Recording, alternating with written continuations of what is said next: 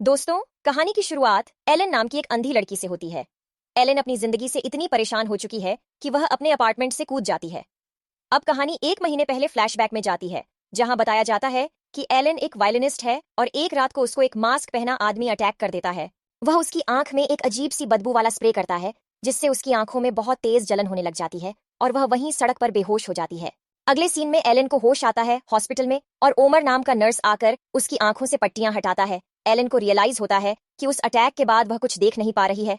Elon को उसका doctor बताता है कि जो केमिकल अटैकर ने एलन की आंखों में डाला था, उससे वह अब हमेशा के लिए अंधी हो चुकी है। एलन ये सुन के पूरी तरह टूट जाती है। उसको यकीन ही नहीं होता। वह सोचती है उसने कभी किसी का कुछ नहीं बिगाड़ा था, तब भी इतनी कम उम्र में वह अंधी होकर जैसे जी सकती है। थोड़ी देर बाद एलन से मिलने पुलिस वाला आता है और वह उसे सवाल करता है कि उसको क्या लगता है कि किसने उस पर अटैक किया, या क्या वह उस अटैकर को देख पाई या नहीं। एलन उसको बताती है कि उसकी किसी से कोई दुश्मनी या लड़ाई तक नहीं थी और वह नहीं जानती उस पर अटैक कौन करवा सकता है। वह बताता है कि अटैकर ने गैस मास्क पहना था, जिससे वह चेहरा साफ नहीं देख पाई। अगले सीन में एलन के पास उसके भाई का फोन आता है और वह उसको बताता है कि वह उसे मिलने नहीं आ सकता, क्योंकि वह जापान में किसी जरूरी काम के सिलसिले में फंसा हुआ है। लेकिन वह अफसोस जताता है और कहता है कि उसने उसके लिए शहर में एक अपार्टमेंट बुक किया है और उसकी देखभाल करने के लिए एक नर्स को हायर किया है जो उसकी केयर टेकिंग करेगा। अगले दिन जब एलेन उठती है तो काफी कंफ्यूज हो जाती है, क्योंकि वह हॉस्पिटल से सीधे अपार्टमेंट पहुंच गई थी। उसको समझ ही नहीं आता कि ऐसा कैसे हुआ। तभी उसे मिलने क्लेटन आता है, जो कि उसका नया केयर टेकर है। क्लेटन उसको समझाता है कि हो सकता है दवाइयों के नशे में उसको ट्रैवल करना याद न रहा हो। वह खुद को इंट्रोड्यूस करता है और बताता है कि वह एक प्रोफेशनल नर्स है और उसको ट्रेनिंग देगा ताकि वह अकेले में अपना ख्याल रख सके। क्लेटन एलन को बताता है कि यह अपार्टमेंट बिल्डिंग के 9वें फ्लोर पर है और उसको बताता है कि कौन सी चीज कहाँ कहाँ रखी हुई है। क्लेटन के जाने के बाद एलन अपने दोस्त और रिलेटिव्स को कॉल करती है, क्योंकि उसको काफी तज्जुब होता है कि उसके एक्सीडेंट के बाद किसी ने उसे कांटेक्ट तक नहीं किया, न उसको मिलने आया। सबसे वियर्ड बात यह थी कि सबके फोन बंद आ रहे थे। एलन काफी निराश हो जाती है। उसको लगता है कि किसी को उसकी चिंता ही नहीं है। अगले दिन उसका मूड सही करने के लिए क्लेटन उसके लिए पैरट लेकर आता है। एलन नोटिस करती है कि जब वह एक विंडो पे खड़ी होती है तो उसको ट्रैफिक की आवाज आती है, और जब दूसरी साइड खड़ी होती है तो कोई आवाज नहीं आती। तब क्लेटन उसको समझाता है कि हो सकता है ऐसा इसलिए हो रहा है कि दूसरे साइड की विंडो का कांच मोटा है। दोनों एक दूसरे से बातें करने लग जाते हैं और एक दूसरे को जानने की कोशिश करते हैं। एलन क्लेटन के चेहरे को छू के देखती है ताकि महसूस कर सके कि वह कैसा दिखता है। रात को जब एलन सो रही होती है तो उसको एक औरत के रोने की आवाज आती है। जब वह गौर से सुनती है तो उसको रियलाइज होता है कि उसको ये आवाज एयर वेंट से आ रही है, जो कि उसके नेबर वाले अपार्टमेंट से जुड़ा हुआ था। अगली सुबह एलन सोचती है कि क्यों ना उसकी नेबर को नाश्ते पर इनवाइट किया जाए। वह नेबर के दरवाजे पर नोट छोड़ आती है ताकि जब भी वह फ्री हो वह उससे चाय पे मिले। उसी शाम लाना नाम की वह पड़ोसी उसे मिलने चाय पे आती है। बातचीत करने पर एलन को रियलाइज होता है कि लाना बहुत वियर्ड है और उसको उसके बारे में सब पता है, जबकि वह उसे पहली बार मिल रही है। लाना सब जानती है कि कैसे एलन एक वायलिनिस्ट है और कैसे उसने अपनी आंखें खो दी हैं। एलन को सब कुछ बहुत अजीब लगता है। वह लाना के फेस को टच करती है तो उसको रियलाइज होता है कि उसके फेस पर एक ताजा चोट का जख्म है। लाना को लगता है कि कहीं उसका राज खुल न जाए, तो वह एलन का हाथ पकड़ के उसके कान में कहती है। एलन को किसी पे भी भरोसा नहीं करना चाहिए, ये कह के लाना वहां से भाग के चली जाती है। एलन को लगता है शायद लाना का पार्टनर उसको मारता पीटता है और वह इसी बात से डरी हुई है। एलन पुलिस को फोन करके कंप्लेन करती है और कहती है कि उसकी पड़ोसी का पति अपनी पत्नी को मारता पीटता है। तो पुलिस अपने एक इंस्पेक्टर को पड़ोस में जांच करने को भेजती है। लेकिन कुछ देर बाद लाना एलन को फोन करती है और कंप्लेंट वापस लेने को कहती है। वह कहती है कि वह अब ठीक है और चोट कुछ नहीं, बस उसका बर्थ मार्क है। अब एलन को अपार्टमेंट की छोटी छोटी चीजों से शक होने लगता है। वह क्लेटन को बताती है कि जब भी वह उससे मिलने आता है ठीक 11 बजे तो नीचे एक गाड़ी का अलार्म बजता है, और ऐसा रोज होता है। इतना बड़ा कोइंसिडेंस कैसे हो सकता है कि रोज सेम टाइम पे सेम कार सेम आवाज आए। लेकिन क्लेटन उसकी बात टाल देता है और कहता है कि ये सिर्फ तुम्हारी गलतफहमी है।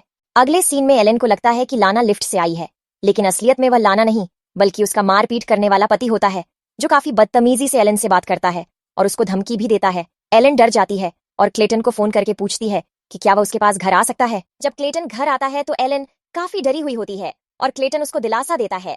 वह अपने दिल की बात उसके सामने रखता है और कहता है कि वह अब उसको चाहने लगा है। लेकिन एलन, जो काफी परेशान होती है, कहती है कि उसको बॉयफ्रेंड की नहीं बल्कि केयर टेकर की जरूरत है। क्लेटन का दिल टूट जाता है और वह वहां से चला जाता है। उसके जाने के कुछ पल बाद वहां वही गैस मास्क वाला आदमी आता है जिसने एलन पर हमला किया था। वह एलन के साथ मारपीट करता है। एलन पुलिस को किसी तरह कॉल करती है तो वह हमलावर वहां से भाग जाता है। कुछ देर बाद पैरामेडिक आता है तो कहता है कि उसके घर पर तोड़फोड़ नहीं हुई है और ना ही उसको कोई चोटों के निशान हैं। पुलिस भी एलन को यही बताती है कि सीसीटीवी में भी ऐसा कुछ नहीं है और हो सकता है एलन को दवाइयों के नशे में सब कुछ दिख रहा हो। एलन टूट जाती है और उसको भी यही लगता है कि उसको कुछ भी सुनाई दे रहा है या उसको हेल्यूसिनेशन हो रहे हैं। एलन को लगता है कि उसकी जिंदगी में सब कुछ खत्म हो चुका है और न ही उसे कोई प्यार करता है। तभी तो कोई भी दोस्त या परिवार का कोई शख्स उसे मिलने तक नहीं आया। उसको लगता है कि वह पागल होती जा रही है। वह सोचती है कि किसी पे बोझ बनने से अच्छा है कि वह अपनी जान ले ले। एलन सुसाइड नोट लिखती है और रोते रोते अपनी बैल्कनी से कूद जाती है। ये वही सीन होता है दोस्तों, जो फिल्म के शुरू में दिखाया गया था। यहाँ से पूरी कहानी पलट जाती है दोस्तों। जब एलन गिरती है तो उसको रियलाइज होता है कि वह 9 मंजिल से नहीं बल्कि महज कुछ फीट से ही कूदी थी। एलन को रियलाइज होता है कि वह एक साउंड प्रूफ रूम में थी और आसपास स्पीकर्स लगे हुए थे जिनसे ट्रैफिक की आवाज आती थी। उसको समझ आता है कि सब कुछ फेक था और उसको रोज 11 बजते ही कार अलार्म इसलिए सुनाई देता था क्योंकि स्पीकर्स रिकॉर्डिंग्स चला रहे थे और इसीलिए एलन से मिलने को कोई नहीं आया था और न कोई कांटेक्ट कर सका था क्योंकि वह इतने दिनों से यही फंसी हुई थी। एलन किसी तरह से ऊपर चढ़ती है और कोशिश करती है कि किसी तरह से उसको बाहर जाने का रास्ता मिल जाए, लेकिन अफसोस वह जगह पूरी तरह से बंद थी। कुछ देर बाद क्लेटन वहां आता है और एलन ऐसे एक्टिंग करती है जैसे कि उसको कुछ पता ही ना हो। इस बार एलन क्लेटन की एक आदत नोटिस करती है। जब वह एलन से मिलता था तब वह 2 बार टेबल पर नॉक करता था और यही नॉक करने की आदत हर उस शख्स की थी जो एलन से मिला था एक्सीडेंट के बाद, चाहे डॉक्टर हो, नर्स हो या पुलिस या लाना का पति। एलन समझ जाती है कि वह सब कोई अलग अलग शख्स नहीं बल्कि क्लेटन ही था। वह अलग अलग पर्सन होने का नाटक कर रहा था। वह बस कपड़े बदल लेता था और न जाने कैसे अलग अलग आवाज में बात करना जानता था, लेकिन वह था क्लेटन ही। एलन समझ जाती है कि वह बहुत बड़ी मुसीबत में है और उसको अगर अपनी जान बचानी है तो यहाँ से निकलना ही पड़ेगा। वह ग्लास गिराने का नाटक करती है और जब क्लेटन कांच साफ कर रहा होता है तो उसके सिर पे जोर से वार करती है जिससे वह बेहोश हो जाता है। एलन जल्दी जल्दी में उसकी जेब से चाबी और टेजर गन निकाल लेती है, लेकिन दरवाजा खोलते ही देखती है कि यहाँ से बड़ा सा स्टोर रूम है जहाँ अलग अलग कपड़े टांगे हुए हैं। क्लेटन इन्हीं कपड़ों को पहन के उसे मिलता था। एलन और भी ज्यादा डर जाती है जब उसको वह गैस मास्क वाली आउटफिट मिलती है। उसके सामने सब क्लियर हो जाता है कि क्लेटन ही था जिसने उसको अंधा किया था। एलन को सब कुछ समझ आ जाता है कि पहले तो क्लेटन ने उसको अंधा किया, फिर उसको बेवकूफ बना के यहाँ से कैद कर रखा है। थोड़ी देर बाद एलन को लाना मिलती है और उसको समझ आता है कि क्लेटन के अलावा लाना की एकमात्र रियल पर्सन थी जिसने उससे संपर्क किया था और उसकी जान बचानी चाहिए थी। वह उसको बताती है कि यहाँ से बाहर निकलने का एक ही रास्ता है, वह है क्लेटन के कमरे के अंदर का एयर वेंट। एलन भाग ही रही होती है, लेकिन तभी क्लेटन उसको पकड़ लेता है और रस्सी से बांध देता है और उसे अपने कमरे में लेकर आ जाता है। एलन को वह वेंट भी दिख जाता है जहां से बाहर जाने का रास्ता है। क्लेटन सारी सच्चाई एलन को बताना चालू करता है। वह उसको बताता है कि लाना और उसके पिता एक एब्यूसिव फादर थे और जब वे दोनों बहुत छोटे थे तब उन दोनों को बेसमेंट में उन्होंने 3 साल के लिए बंद कर दिया था क्योंकि वह दिमागी रूप से पूरी तरह बीमार हो गए थे उनकी माँ की मौत के बाद।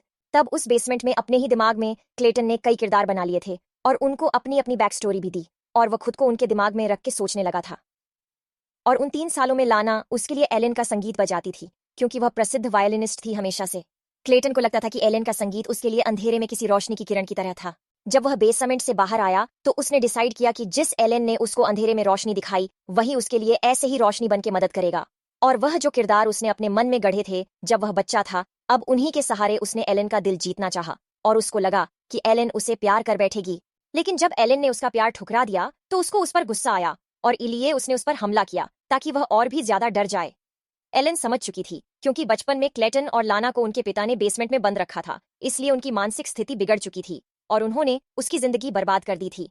अब एलन अपनी पॉकेट से टेजर गन निकालती है और क्लेटन को बेहोश करके सोचती है कि वेंट से बाहर निकल जाएगी, लेकिन वह वेंट बहुत छोटा होता है। लेकिन जब वह अपना हाथ अंदर डालती है तो उसको अंदर टेप से चिपकी हुई एक बोतल मिलती है। वह स्मेल करती है तो रियलाइज होता है कि ये वही लिक्विड है जिससे क्लेटन ने उस पर हमला किया था और वह अंधी हो गई थी। क्लेटन होश में आता है और एलन को पकड़ने जब पास आता है तो एलन उसकी आंख में भी वह लिक्विड डाल देती है जिससे वह चीखने लगता है दर्द से और अंधा हो जाता है। यहाँ लाना आती है और एलन को बाहर जाने देती है। फिल्म के आखिरी सीन में दिखाया जाता है कि लाना और क्लेटन जेल में हैं और एलन अपने संगीत को आगे बढ़ा रही है। वह एक साथ हजारों लोगों के सामने परफॉर्म करती है, वह भी एक बहुत बड़े ऑडिटोरियम में।